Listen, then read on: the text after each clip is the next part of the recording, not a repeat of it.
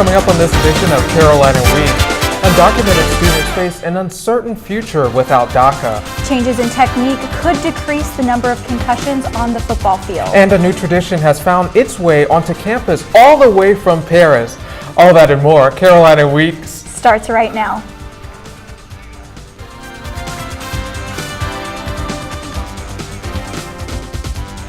From the UNC School of Media and Journalism, covering Carolina in HD, this is Carolina Week.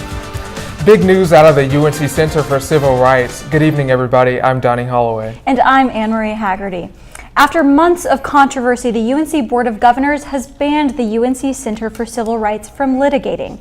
Carolina Week reporter Alexis Bell joins us live from the Center for Civil Rights with more about what that decision means. Alexis, what can you tell us?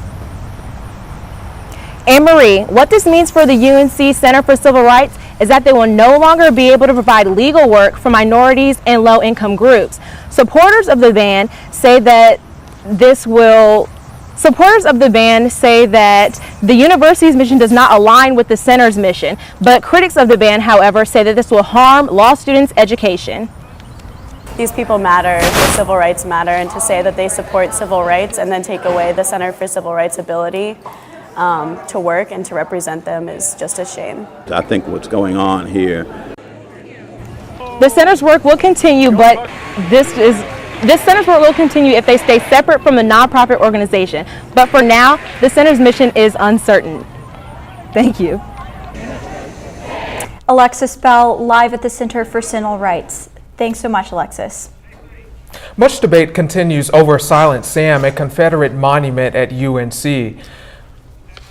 Some say that it should remain standing as a part of history, but some faculty, staff, student leaders, and community members continue to call for its removal. At least 3 people have been arrested during recent protests.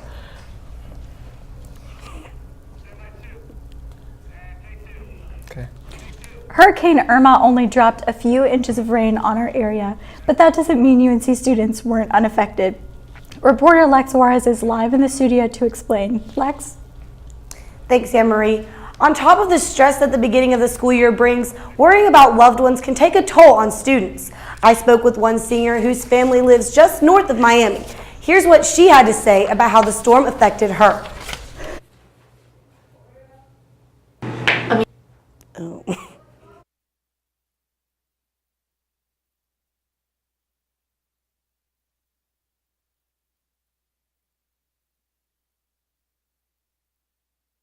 First show of the season, but lots of great content to come.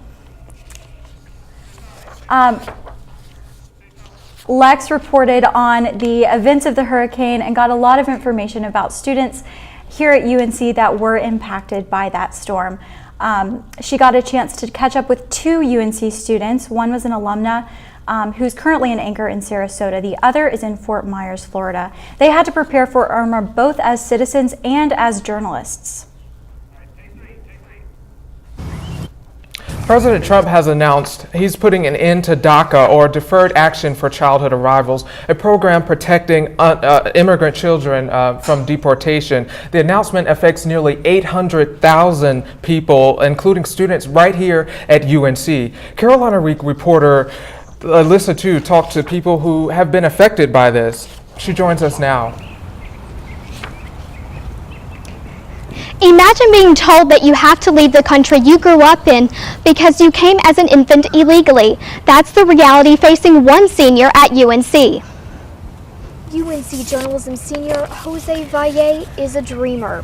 He came to the U.S. from El Salvador when he was 7 years old and is a DACA recipient. But what that means now is uncertain. We don't just have to worry about making straight A's and, having good extracurriculars. We have to worry about the fact that our future is up in the air, and that's exactly what is happening right now. We don't know what's going to happen, and it's really unfortunate.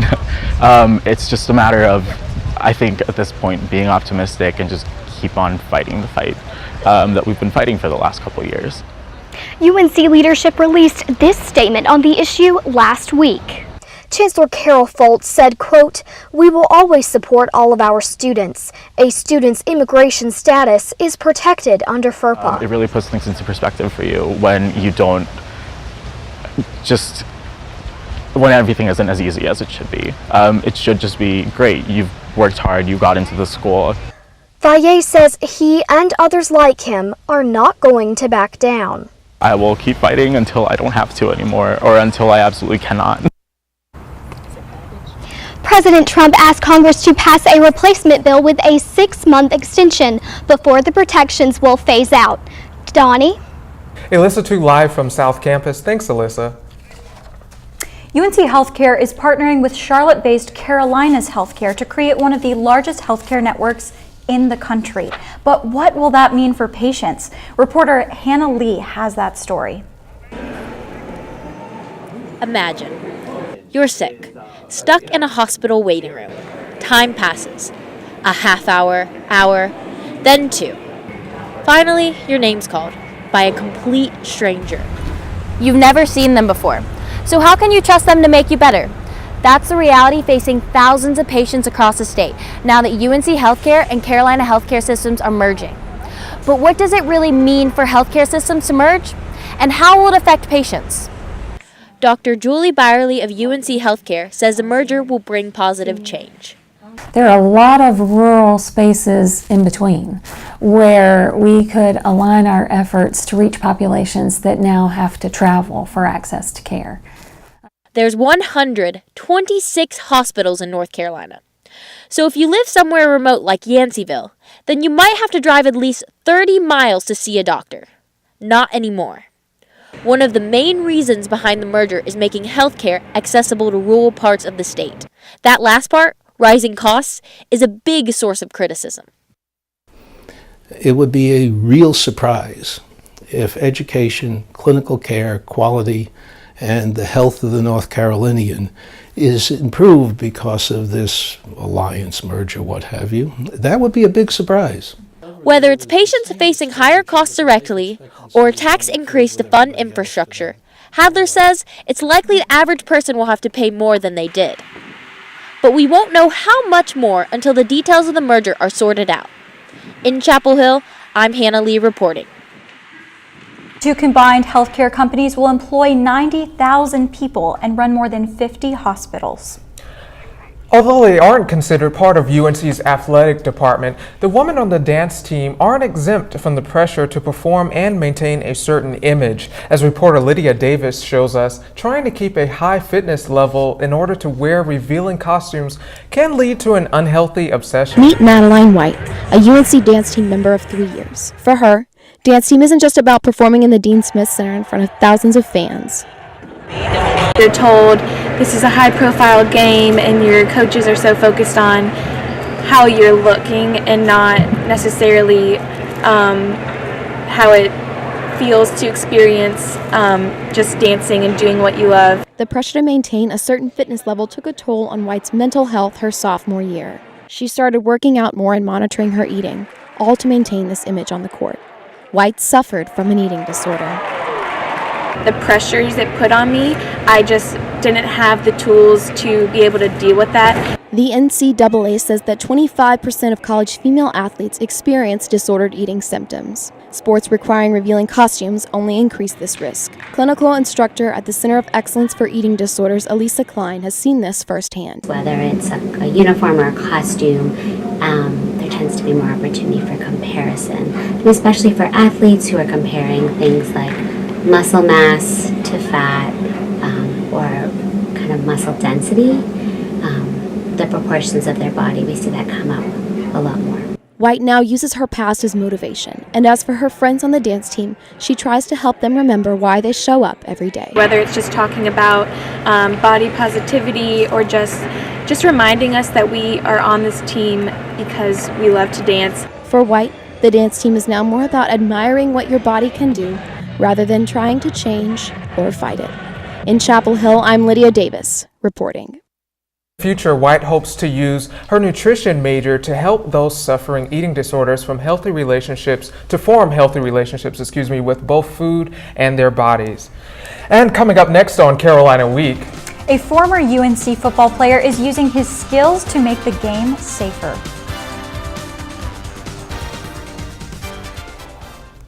We have a big problem and we need your help. It's happening on college campuses, at bars, at parties, even in high schools.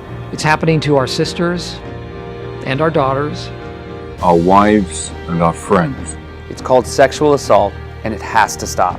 We have to stop it. So listen up. If she doesn't consent, or if she can't consent, it's rape, it's assault. It's a crime. It's wrong. If I saw it happening, I was taught you have to do something about it. If I saw it happening, I speak up. If I saw it happening, I'd never blame her. I'd help her. Because I don't want to be a part of the problem. I want to be a part of the solution. We need all of you to be part of the solution. This is about respect. It's about responsibility. It's up to all of us to put an end to sexual assault. And that starts with you. Because one is too many. Well, Thomas, you've got prediabetes. But with more exercise and a change in diet, it can be reversed. I've tried exercising. It just makes me hungry for bacon. I love bacon too. And who really likes to exercise? Not me. Me neither. Nobody. So we're good? What? Oh, you still have prediabetes. Big time. I adopted Bento in 2010 from a shelter. As it turns out, we have very similar personalities. And this cat makes me make art because he's always motivating me to take pictures of him, to draw pictures of him. He just is motivating artistically. It's just that simple. Well, he's my best friend, but a lot of people know him as Keyboard Cat.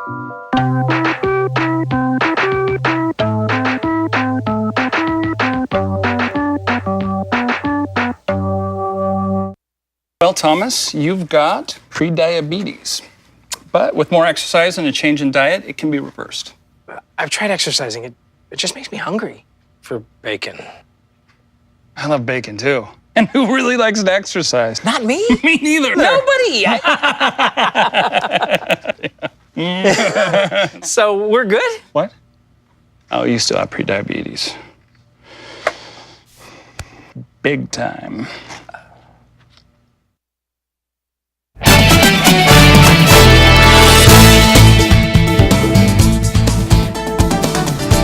It's a surprising statistic. 47% of all reported sports concussions happen during high school football. Carolina Week's Jared Corder met a man who is trying to slow this trend. For flying, and it was just a normal day at practice for former UNC football player Tyler Royal. But he didn't know he was about to play his last snap. I'll never forget it. It was on about the right hash of the 10 to 15 yard line. As the play started, I got lateral. As I approached him, I lunged at him, exposing my head, causing it to be the last play of my career. A simple block ended his football career, but his history of concussions jump-started his career at the UNC Concussion Center. So I was a familiar face within the lab. They offered me a position because of my involvement. In the lab, Royal watches film to show athletes how to play safer, and this all starts with the helmets. It's these sensors inside that count. We're constantly and just all kinds of information through these sensors about the direction of the hit, the speed of the head when it is hit, and that impact. Royal uses this data to teach high school football players how to tackle right. And with high school season over, I decided to see what I knew about tackling. It turns out I did a lot wrong. Let's run it back. There's two main things I did wrong. First, I lunged right here, just like Royal did when he got hurt. Second, my head was down, which meant I couldn't see what I was tackling. These put me at higher risk of a concussion, and that's what Royal is trying to prevent. But with the help and guidance of Royal, even I straightened out my tackling. In Chapel Hill, I'm Jared Corder reporting. Done playing football, but says he hopes to continue working in the concussion center full-time. The norovirus is responsible for a delay in sorority recruitment. Recruitment was slated to begin August 31st, but an email sent out by the Panhellenic Council hours before the first round put it on pause. An Alert Carolina email followed saying dozens of students were showing symptoms of norovirus. Recruitment resumed September 7th and concluded last night. If you walked through UNC's Cocoa Arboretum recently, you might have noticed a few changes. In addition to the new fall blooms, there's a new gate filled bottom to top with locks. The gate is a nod to the Ponce des Arts Bridge in Paris, the Parisian bridge was once home to hundreds of thousands of padlocks, each representing a unique relationship and love story. The tradition ended in 2015 when authorities removed the locks, but the movement has been reborn in Chapel Hill. Starting with a lock engraved with the date of her sister's wedding, graduate student Monica Laborde started the gate to surprise her sister, but the idea took on a life of its own, with many other students adding to the collection their own personalized and engraved locks.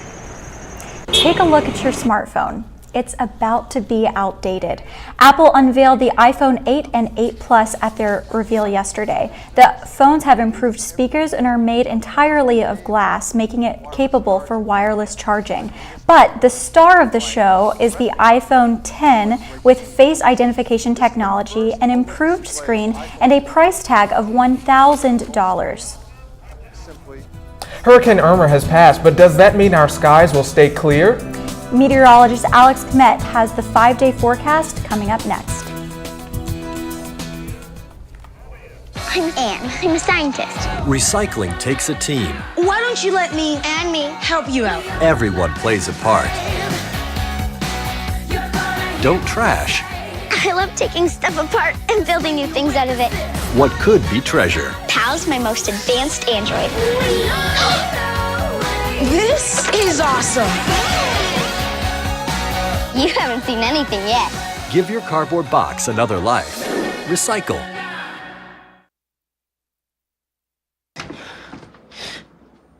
Your daughter just had her first breakup. Do you A, put yourself in her shoes? B, console her? Don't worry, sweetie.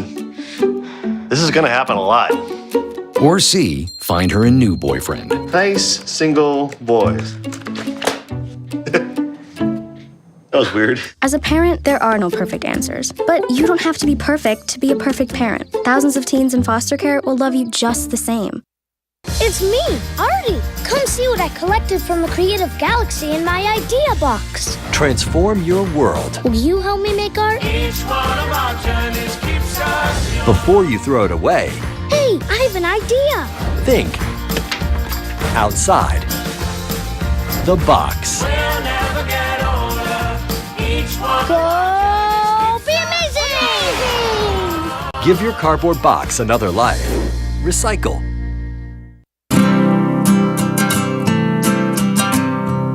Every day across America, excess food is gathered by a network of good people at local food banks, giving hope to millions of children who struggle with hunger. They've earned their wings, and you can too. Together, we can solve child hunger. Support Feeding America and your local food bank at feedingamerica.org.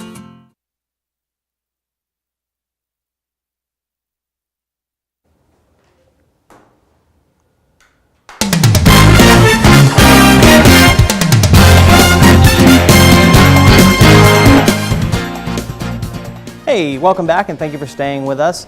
I'm Alex Kmet, your meteorologist with the Carolina Weather. I want to go ahead and take a look at the big picture here. You can see over most of the United States, the remnants of Irma here over the eastern third of the United States here. And this has decreased to a extratropical system, so mainly just a bunch of rain. And the reason that's staying there and moving to the north is due to this high in the middle of the country and a high off the coast. This high off the coast is actually saying, no way, Jose, and keeping the other tropical system way out to the ocean at the moment. So nothing to worry about in the immediate vicinity. But as we zoom in and take a look at the regional picture, you can see that over North Carolina, that high pressure is responsible for the beautiful day that we've had. This cold front that's off the shore is what moved through and brought us all that rain yesterday and late last night. And it's also responsible for the dense fog that you may have seen when you woke up this morning, depending on how early you got up. It did burn off rather quickly and was out of here, but that's pretty much the end of Irma for us. As far as Jose goes, you can look, still out in the ocean here. It's a Category 1 hurricane at the moment, but expected to minimize here soon. It's still the track. It's going to make a loop in the ocean and then go up the shore. It should be off the coast of North Carolina by Monday as a tropical storm. As far as the wind field, there's nothing we really need to worry about at the moment. Bermuda could see some tropical storm force winds, but as far as we are concerned, at the moment, nothing to worry about. We will keep an eye on this because it is close by. Localized heavy surf off the Carolina coast could be a potential impact from it, but as far as the storm, I think we're good to go at the moment. Today, 82 degrees with clear and sunny skies, light winds. Tonight, it's going to be cool. We'll drop down to the mid-60s. A few passing clouds. Showers aren't out of the question, but highly unlikely. I just wanted to throw that in there in case you did see a drop of rain or two later this evening. Don't be surprised. It could happen, but probably won't. As far as tomorrow, on your way out the door, 8 a.m., it will be a little chilly at 67 degrees. You may want a jacket on your way out the door. You'll lose that rather quickly as we're expected to get up to the upper to mid 70s by noon, and then 5 o'clock on your way home will be still around 80 degrees. Clear skies all day long, so a beautiful day on tap as far as that goes, and that seems to be the trend as we go into the next week. So a lot of great weather to look forward to. If you're planning on getting out of town this weekend, the beach looks wonderful, 83 degrees, 82 on Sunday, overnight 68. As far as camping, if you go down the road to Carolina Beach, there's a great campsite there. It'll be a great weekend for that, and where it is, there's going to be some really clean high surf, so if you're into surfing, that'll definitely be a great weekend to take care of that. And then as far as our 5-day forecast goes, you can see clear skies across the week, highs in the mid to upper 80s, in the mid to lower 60s. So if you're a person who likes to sleep with your windows open, it's definitely the week to do that. I love sleeping with the windows open. Thanks so much, Alex. Absolutely. Coming up next on Carolina Week Sports, after 2 rough weeks, the football team needs a win badly. We'll tell you how the Heels can snag one this weekend next.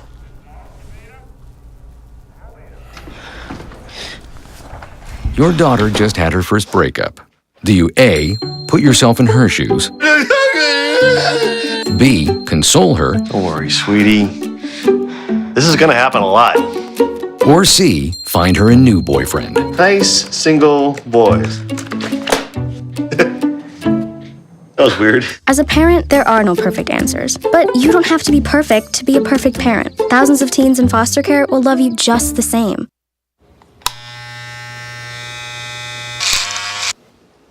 You've messed up your son's haircut. Mom? Do you A, try to fix it? Like it never happened. B, work with what you got? Or C, show solidarity? Thank you, babe. As a parent, there are no perfect answers. But you don't have to be perfect to be a perfect parent. Thousands of teens in foster care will love you just the same.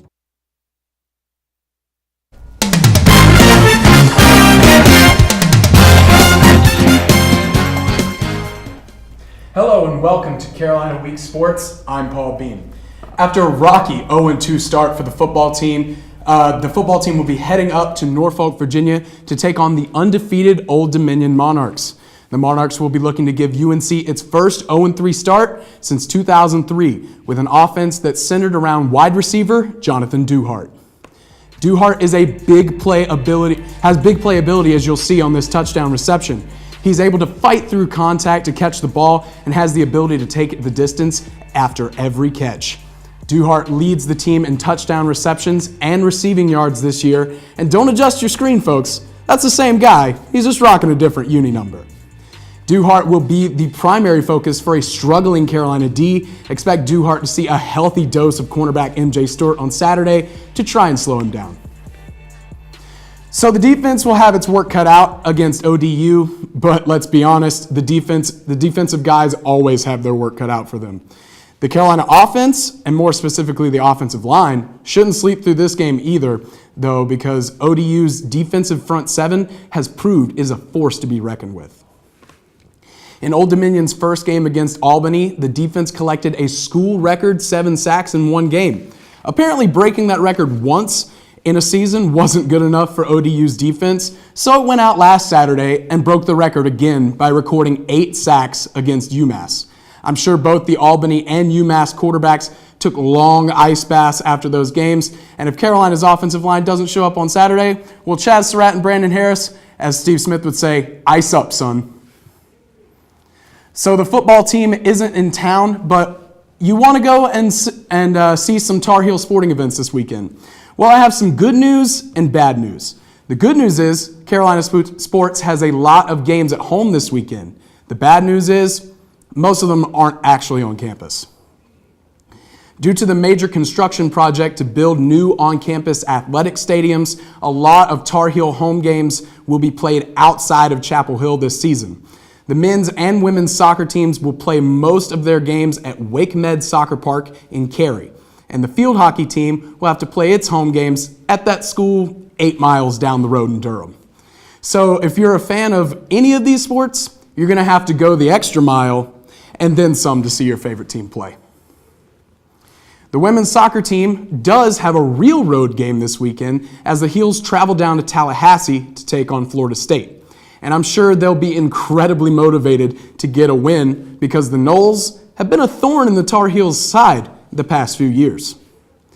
Dean Smith once said UNC isn't a basketball school, it's a women's soccer school. And their regular season record in the past 5 seasons against every team not named Florida State reflects that. 80 wins, 20 losses, and 12 ties in 5 years is an incredible stretch for any team. But check this out. In that same time frame, UNC has 1 win, 4 losses, and 2 ties against Florida State. The Seminoles definitely have had the Tar Heels number. Thanks, Paul. Coming up, a familiar face has come to Franklin Street, and it looks like it's here to stay.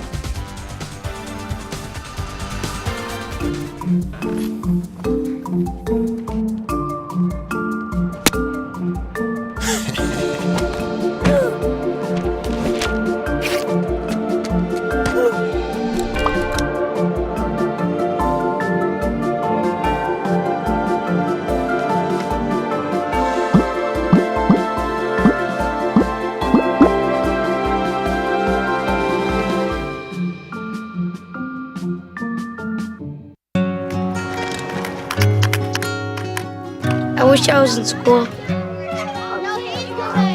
only I had a math test today.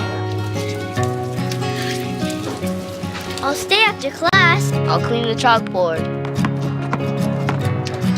I wish I was in school. School ends, but free lunches for your kids don't have to. Find your local food bank at feedingamerica.org/summer meals for help. When I was 6, my days were spent playing basketball. When I was 6, my dream was to make it to the NBA. When I was 6, my mom had a stroke. I'm Paul George, and I want you to spot a stroke fast. F, face drooping. A, arm weakness. S, speech difficulty. T, time to call 911. Protect the ones you love. Spot a stroke fast.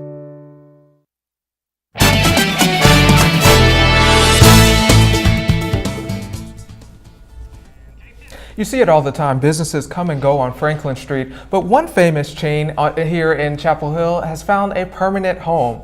Our Evan Cronus has the story. Like most first years, Sam Reineke likes to spend his Fridays on Franklin Street. The only difference is that he's going to pick up a few groceries. Target opened its doors on Franklin Street over summer break, and it's already changing the college experience for first years like Reineke. The fact that I can walk here to Target in about 20 minutes and get whatever I want, get back pretty easily is really awesome. A typical trip for Reineke includes picking up the college essentials, like school supplies, energy drinks, junk food, even more junk food, and deodorant. Make that 2. When I got here, I should know how easy it would be to get like amenities and stuff I needed like everyday basis. The store has already come to the rescue of other first years as well. First night I came here, I forgot bar soap, and I didn't want to have to worry my parents or anything. It was really nice to be able to come over to Target, get it real quick, walk back. Some are asking why it took so long for the Superstore to come to Chapel Hill. Would have been nice freshman year to have this, but I'll take senior year. I guess it's still kind of helpful. But whether it's your first semester at UNC or your last, having Target around seems to be a net positive. It's obviously been big for the campus and the students because every time I've been in there, it's been packed, and I mean, you can just tell that it's a big deal for a lot of people that have been here. It's the strong start that the retail giant hopes to maintain. In Chapel Hill, Evan Cronus reporting. You know, Anne-Marie, I even saw that they have golf carts to pick up students to go to Target. Have you seen that? They do. I was sitting in Starbucks the other day and it ran by. It was insane. I know, right? Thanks so much for joining us for this edition of Carolina Week. Have a great night. Good night.